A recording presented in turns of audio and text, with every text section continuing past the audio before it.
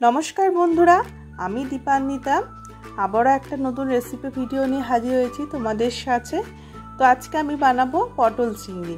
যেভাবে অনুষ্ঠান বাড়িতে বানানো হয় ঠিক সেরকমভাবেই পটল চিংড়িটা আজকে বানাবো। তো পটল চিংড়ি খেতে তোমরা কে কে পছন্দ করো প্লিজ কমেন্ট করে জানিও। পটল চিংড়ি তো বেশ খেতে ভালোই লাগে। তো যাই হোক, আর আমার এখানে 300 থেকে 400 গ্রাম মতন পটল আছে। তো পটলগুলোকে এখন ভালো করে খোসা ছাড়িয়ে নিচ্ছি। আর পটলগুলো যেহেতু একটু বড় সাইজে, তাই এক একটা পটলকে আমি 3 টুকরো করে নিচ্ছি যাতে ভাজাটা ভালো হয়। তো চলো এখন সবগুলো পটলের খোসা ছাড়িয়ে ভালো করে কেটে নিই। আর পটলের যে খোসাগুলো আছে, তো খোসাগুলো আর ফেলবো না, মানে এই খোসাগুলো দিয়েও একদিনকে একটা তোমাদের পটল খোসা বাটা রেসিপিটা শেয়ার করব। তো চলো এখন সব পটলগুলোর খোসা ছাড়িয়ে নিয়ে সব পটলগুলো এখন ছোট ছোট করে টুকরো টুকরো করে পিস করে নিই। তো এখানেই আলু পটলগুলো ভালো করে কেটে পরিষ্কার করে ধুয়ে নিয়েছি। তো এখন চিংড়ি মাছগুলোকে বেছে নেওয়ার পালা। তো এখানে 250 গ্রাম মতন চিংড়ি মাছ আছে। তো চিংড়ি মাছগুলো যথেষ্ট পরিমাণ বড় সাইজের। এখন চিংড়ি মাছগুলো ভালো করে খোসা ছাড়িয়ে নিচ্ছি।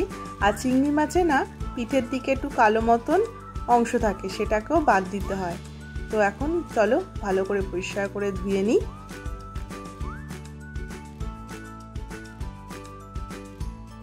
তো চিংড়ি মাছ তো ভালো করে পরিষ্কার করে ধোয়া হয়ে গেছে।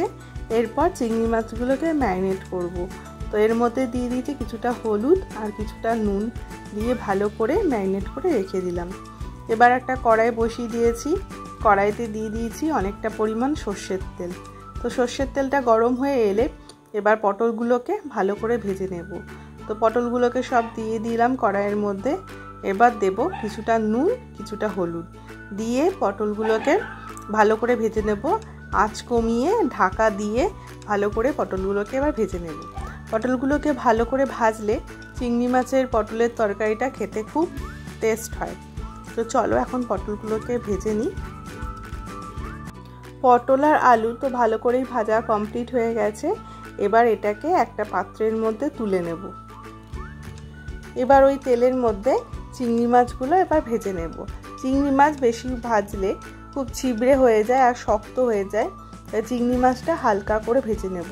আর যেহেতু এখানে চিংড়ি মাছটা একটু বড় সাইজে, তাই চিংড়ি মাছটাকে একটুখানি খুন্তির সাহায্যে কেটে ছোট করে নেব। চিংড়ি মাছটা এখানে ভাজা হতে থাক, তার পাশাপাশি আমি একটা মশলা বানিয়ে নেব। পটল চিংড়িতে এটাই হচ্ছে মেন ইনগ্রেডিয়েন্ট মশলাটা। তো আমি একটা মিক্সার কন্টেনার নিয়ে নিয়েছি, তার মধ্যে দিয়েছি 2 মিডিয়াম সাইজের পেঁয়াজ, যেটাকে একটু টুকরো করে নিয়েছি। আর দেবো একটা গোটা টমেটো, আর দেবো হচ্ছে একটা কাঁচা লঙ্কা। ঝালটা যে যেরকম পছন্দ করো তো সেরকমভাবেই দেবে। আমরা যেহেতু একটু ঝালটা একটু কমই খাই, তাই জন্য একটা কাঁচা লঙ্কাই দিলাম। আর দেবো কিছুটা রসুন, আর দেবো হচ্ছে আদা দিয়ে এটা ভালো করে পেস্ট করে নেব। মশলা বানানো তো কমপ্লিট। আর এদিকে আমার চিংড়ি মাছটাও ভাজা হয়ে গেছে। তো দেখতে পাচ্ছ চিংড়ি মাছটা খুব হালকা করে ভেজেছি। বেশি ভাজলে তো চিংড়ি মাছ ছিবড়ে হয়ে যায়। তখন চিংড়ি মাছগুলোকে তুলে নিলাম। আর যেহেতু আমি প্রথমেই অনেকটা তেল দিয়েছি, তো আর তেল এখানে আর প্রয়োজন নেই। আর যদি লাগে তোমাদের তাহলে তেল দিতে পারো সামান্য, কিন্তু আমার এখানে যেহেতু তেলের আর প্রয়োজন নেই, তাই আর সর্ষের তেল দিলাম না। এবার ওই তেলের মধ্যেই একটা শুকনো লঙ্কা আর কিছুটা গোটা জিরে ফোড়ন দিলাম।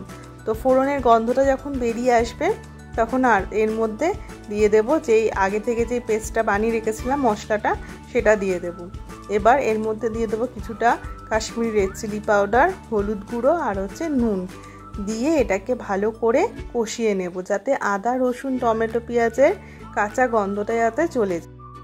গ্যাসের ফ্লেমটা এখন একদম লো করে দেব আর থালা দিয়ে ঢাকা দিয়ে ভালো করে কষাতে হবে, যাতে আদা রসুনের কাঁচা গন্ধটা একেবারেই চলে যাবে। এই যে দেখতে পাচ্ছ আমার আদা রসুনের ভালো করে কষানো হয়ে গেছে।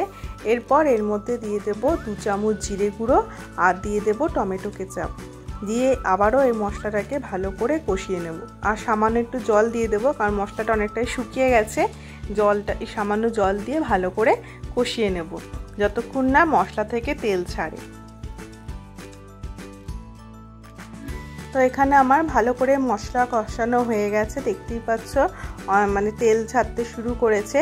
তো এই অবস্থায় যে আগে থেকে যে আলু পটল আর চিংড়ি মাছটা ভেজে রেখেছিলাম সেটা এখন দিয়ে দেব, তারপর ভালো করে মিক্সড করে নেব।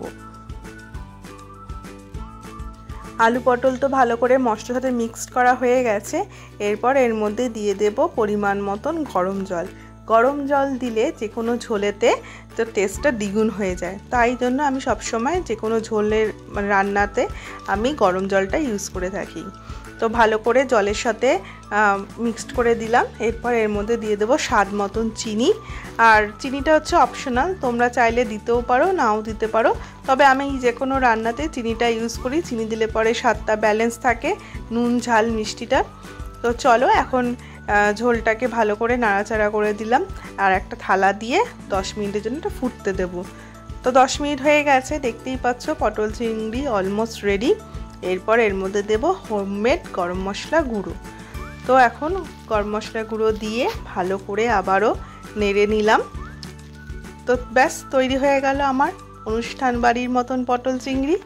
তো তোমাদের এই রেসিপিটা যদি ভালো লেগে থাকে তো অবশ্যই লাইক করে দিও, কমেন্ট করে তোমরা সাবস্ক্রাইব করে দিও। আর তোমরা যদি কমেন্ট না করো তাহলে আমি বুঝবো কী করে আমার ভিডিও তোমাদের ভালো লাগে। আর কমেন্ট করলে কি আমি একটু উৎসাহও পাই নতুন নতুন ভিডিও আনতে। তো যাই হোক, আজকের মতো ভিডিওটা এখানেই শেষ করছি। তো দেখা হচ্ছে নেক্সট ব্লগে।